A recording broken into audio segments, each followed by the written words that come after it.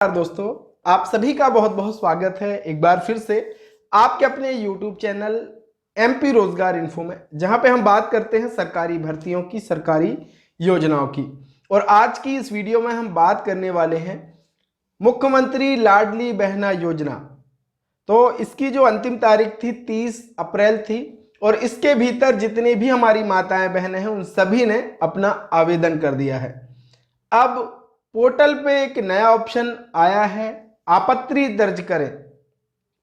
तो आज हम इसी के विषय में आपको जानकारी देने वाले हैं कि आपत्ति आप कैसे दर्ज कर सकते हैं और किसके ऊपर आप आपत्ति दर्ज कर सकते हैं। पूरा विस्तार से समझेंगे ताकि आपको समझ आ सके। और फिर अगर आपके गांव में कुछ इस तरीके की कोई महिलाएं हैं जिन्होंने फॉर्म भरा है तो आप आपत्ति दर्ज कर सकते हैं। लेकिन इसके पहले किसके ऊपर दर्ज करना है ये आपको जान लेना बहुत ही जरूरी है। चैनल पे नए हैं दोस्त तो चैनल को सब्सक्राइब कर लेना ताकि आपको ऐसे ही अपडेट सबसे पहले मिल सके। तो cmladlibehna.mp.gov.in इस वेबसाइट पे आना है, ये ऑफिशियल वेबसाइट है। और आप यहाँ पे देखेंगे एक नया ऑप्शन अब विभाग की तरफ से यहाँ पे जोड़ दिया गया है। ये देखिए, ये ऑप्शन है आपत्ति दर्ज करें। आगे बढ़ने से पहले मैं आपको एक बार फिर से याद दिलाना चाहूंगा कि योजना की जो पात्रता थी वो क्या थी कि मध्य प्रदेश का मूल निवासी हो, विवाहित महिला हो जिसमें विधवा, तलाकशुदा या परित्यक्ता महिला भी सम्मिलित हो सकेंगी, और आवेदिका की जो आयु हो वो 1 जनवरी की स्थिति में उसने 23 वर्ष पूर्ण कर लिया हो, और अधिकतम 60 वर्ष यानी 60 वर्ष से कम की आयु उसकी होनी चाहिए।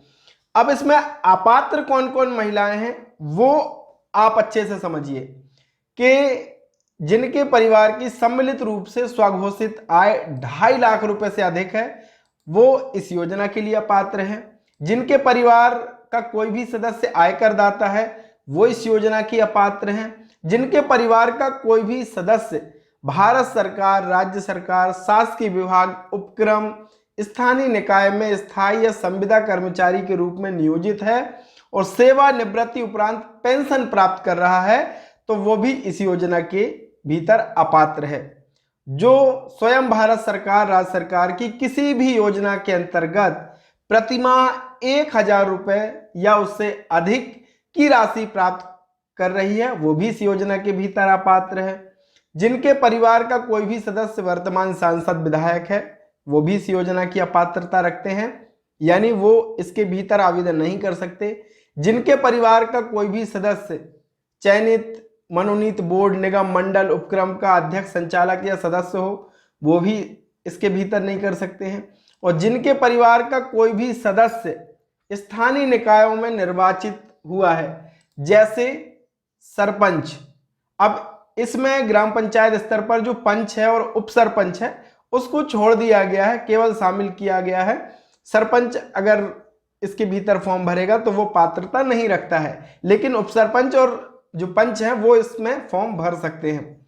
जिनके परिवार के सदस्यों के पास संयुक्त रूप से कुल 5 एकड़ से अधिक भूमि है वो इसके भीतर फॉर्म नहीं भर सकते। जिनके परिवार के सदस्यों के नाम पर पंजीकृत 4 पहिया वाहन, ट्रैक्टर सहित हैं तो वो भी इस योजना की पात्रता नहीं रखते हैं। तो ये हो गई पात्रता। अब आपको ये लगता है कि भाई हमारे गांव में तो फलाना व्यक्ति पात्र नहीं है फिर भी उसने फॉर्म भरा है, तो आप उसके भीतर आपत्ति दर्ज कर सकते हैं। यह है आपत्ति, इन पर लगाना है।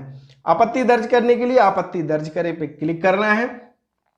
और यह भी आपको ध्यान रखना है कि आपको सारे दस्तावेज तैयार करके रखना है। भाई देखिए, प्रूफ तो आपके पास होना चाहिए कि वो क्यों अपात्र है ना।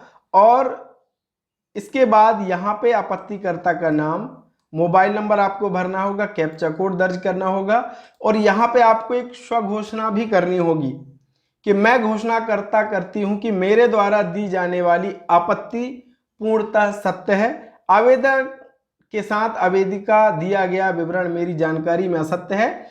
इसकी सत्यता की पुष्टि के लिए मेरे पास आपत्ति निराकरण समिति के सक्षम अभिलेख प्रस्तुत किए जाएंगे। यदि आपत्ति निराकरण समिति द्वारा उपस्थित होने हेतु मुझे निर्देशित किया जाएगा तो मैं उपस्थित हो जाऊंगा।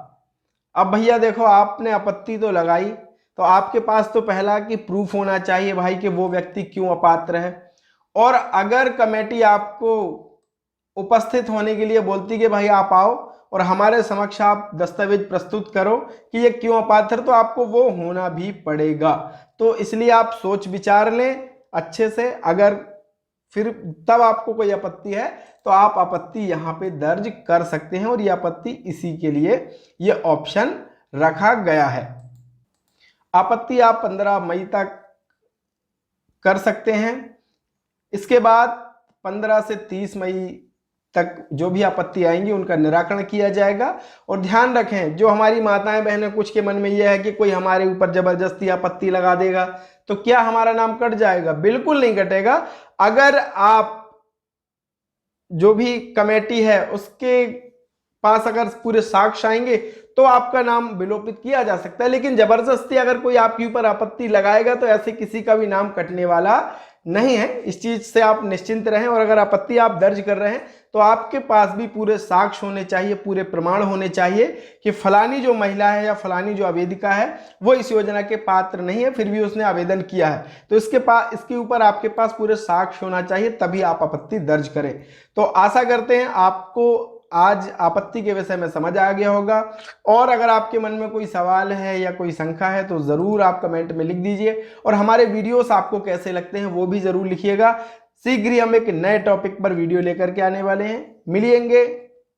मिलिएगा अगली हमारी वीडियो में। चैनल को सब्सक्राइब कर लीजिए, लाइक कर दीजिए।